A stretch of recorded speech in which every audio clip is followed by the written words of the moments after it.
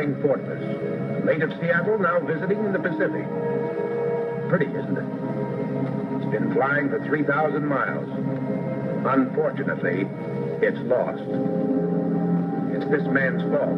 His nerve is gone. Everything he's been taught has left him.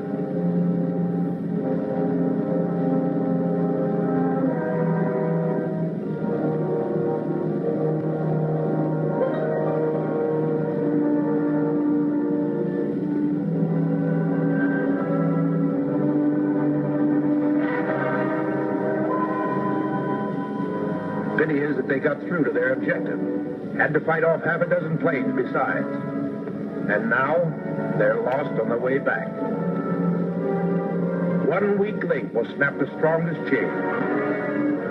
Too bad. For our side. That plane was worth $350,000. I don't know what amount you'd quote on the man you take for your life. Why did this man get this job? Isn't there an X-ray machine that can look into a man and say, he'll do? Yes, there is such an X-ray machine, and it looks into men's minds and hearts and souls and finds them either adequate or wanting. It's called the Officers Candidate School of the Army Air Force, and is situated at Miami Beach, Florida. Sustinio Alas stands for I Sustain the Wing. These men and their minds and their discipline lies the hope that we will always keep them flying. How does a school test these men? How does it expose those that must not lead and teach those that can to lead? Where and how do we get those men? That's important enough to know. Here are 1,000 average enlisted men. They pass their physical tests and are asked 150 questions to determine their general knowledge. 480 men receive a grade of 110 or better. These are superior. These men must now, by evincing signs of leadership, rise to at least the rank of corporal. Should they, then, in the opinion of their commanding officers, show aptitudes and talents sought in the Army Air Forces, they will be recommended to an examining board. 29 men remain who may be chosen to enter Officers Candidate School. The examining board interviews each man personally. 24 remain. Another physical test, fuller than the first, eliminates one more man. 23 remain of the original 1,000, the cream of the crop.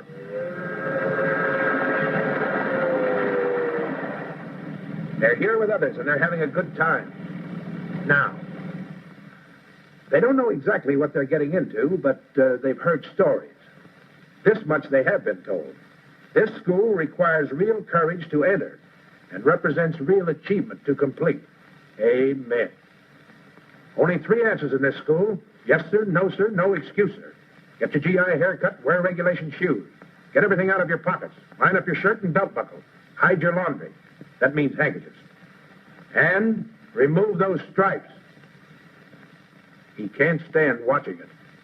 Pretty hard to get those stripes. A lot of strange fellows here. No author could invent their past experiences. Let's look at some of them. The man on the left is the National Intercollegiate High Jump Champion. On the right, he served with the American Volunteer Group in China under General Chennault. This is Elmer E. Meadows, once world's champion pole vaulter. He won the Olympic title in 1936 in Berlin. The man on the left was taken off Corregidor. The other one is a symphony conductor. D.R. Delano, 5th cousin of President Franklin Delano Roosevelt. On the left, a trapeze artist in Ringling Brothers Circus. On the right, the mayor of Glen Cove, Long Island. He's a former Austrian attorney. He spent quite a while in a German concentration camp. Never mind how he got out. He's an American citizen now. A gunner with the Royal Air Force. Next to him, a Broadway playwright. Gilbert Rowland of the motion pictures. He used to have a mustache. I know how you feel, mister.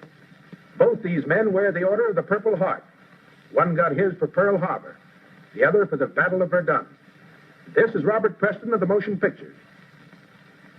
Left, came from Burma, member of the Flying Tigers. Right, catcher for the Detroit Tigers. He was cited for bravery at Pearl Harbor, saved a tanker. Left, First bombardier ever to touch Midway, Wake, and Guam. Right? The AAU light heavyweight champ. A lieutenant in the French Army, World War I. Survivor, Battle of Dunkirk. Left, All-American football player and member of the Green Bay Packers. On the right is a baritone in the Philadelphia Opera Company. William H. Jordan, bombardier in the Battle of Midway.